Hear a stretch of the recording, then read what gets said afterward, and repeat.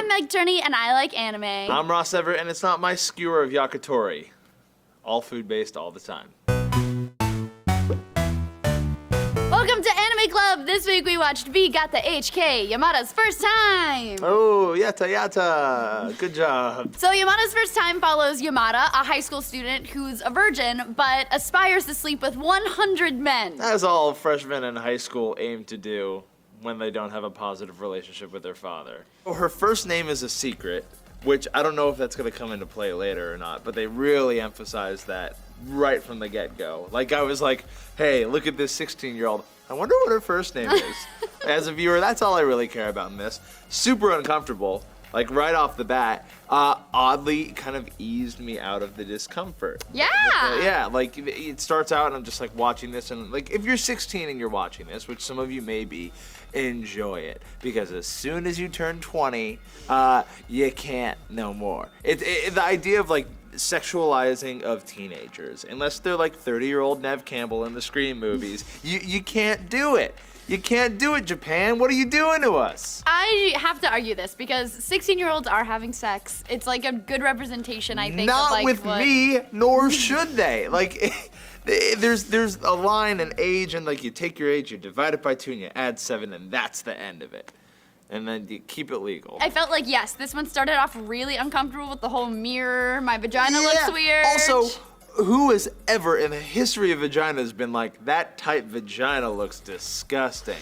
Like, look at that untouched vagina. Yeah, It's ruined until someone blows it open. That's not how opinions of vaginas work. But she's a virgin and she doesn't know. She's worried, like, you know, young girls might be worried, like, oh, am I the same as everybody else? Is a boy who's more experienced gonna think I'm the same, or is he gonna think I'm different? So, I mean, like, Was that a worry? Thinking like, I'm a virgin, some guy's not gonna want that. No, I don't think that's a worry, but sure, like, she's more worried that she's gonna be inexperienced and a guy's gonna be like, oh, you loser, you're a virgin, which, like, I totally understand that. I was a virgin, so I was in college, and I was like, man, some guy's gonna think I'm a weirdo because I'm a virgin. That's not why they're gonna think you're a weirdo. It's because when you come in for it, you're in a Pikachu costume. Pika-pee!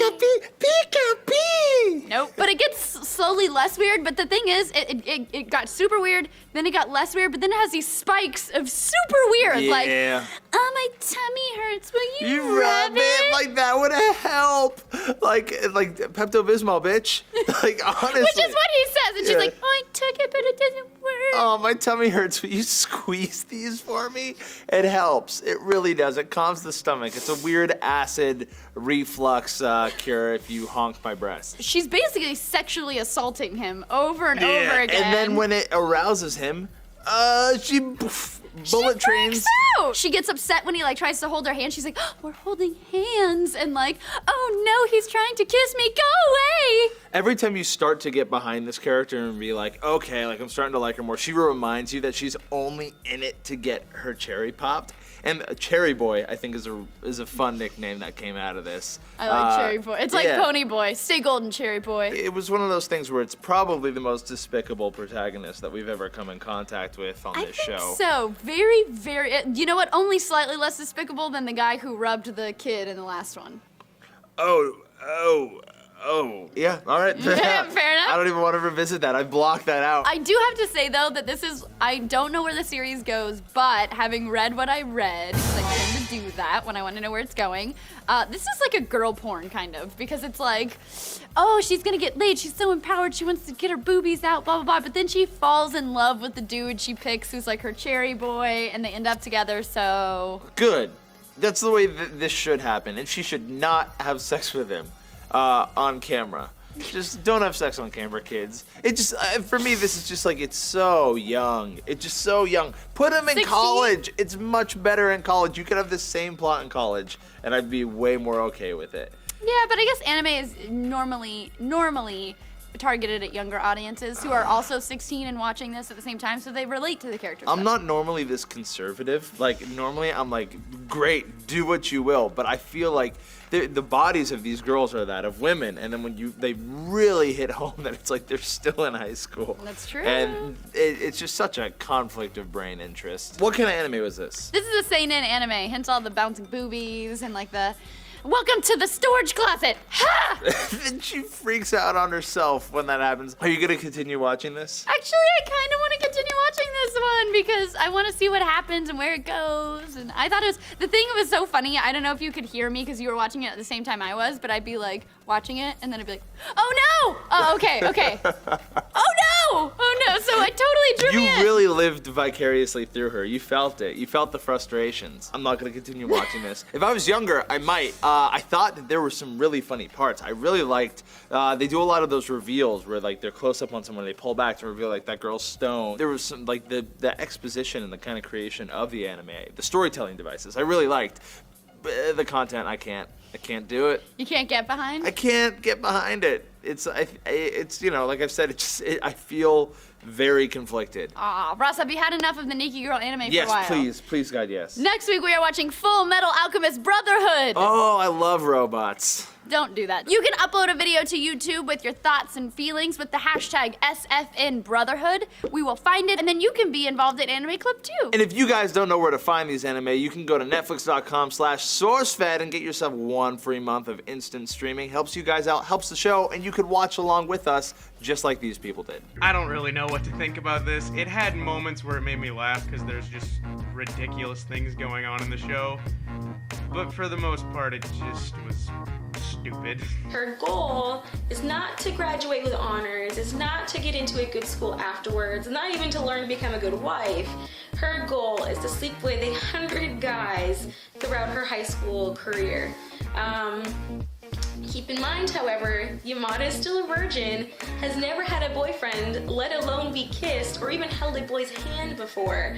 So throughout the entire series, there's a lot of sexual tension between the characters, a lot of moments where you just want to smack this girl with a book or a brick or whatever you have handy just to knock some sense into her. Despite her ambitious goal, Yamada's really not good at getting laid.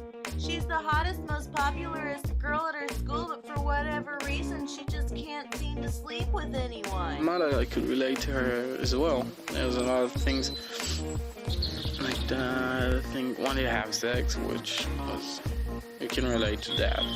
And running away from your problems and not facing them all, viewing yourself as a different person than you truly are. There's nothing really great to speak of other than Kosuda. He's the other main character. I mean, I feel for you, dude. Like, he's just your typical high school kid, but I never had a super hot chick trying to bone me. The show is really funny. It has a lot of really well-timed jokes, and the comedy in it is relatable and funny. And if you have any sort of a dirty humor at any point, you are going to find this show hilarious. It's pretty much a love story. I really enjoyed it. I've seen other animes. It's just a bunch of fan service, and there's no real storyline.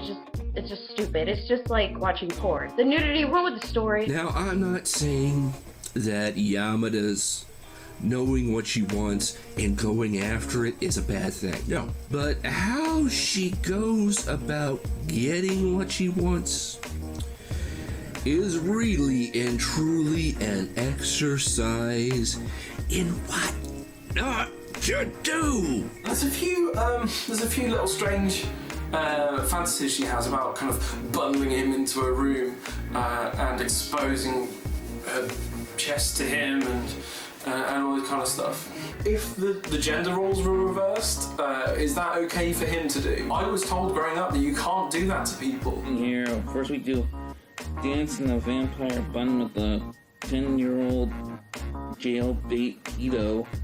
And then we go to a 15-year-old horny child going after another 15-year-old innocent sexually repressed boy. What are we doing? You can assume this is going to be an anime with a very sexual storyline, kind of with a lot of potty humor and stuff like that, and, well, it is like that. Except that it's all kind of satire. It's done in a way as if to say sex isn't all there is to life. What if we end with me saying that you should go sleep with 100 dudes? I don't want to be a whore. What if it's like you sleep with 100 dudes? I don't want to be gay. Is that homophobic?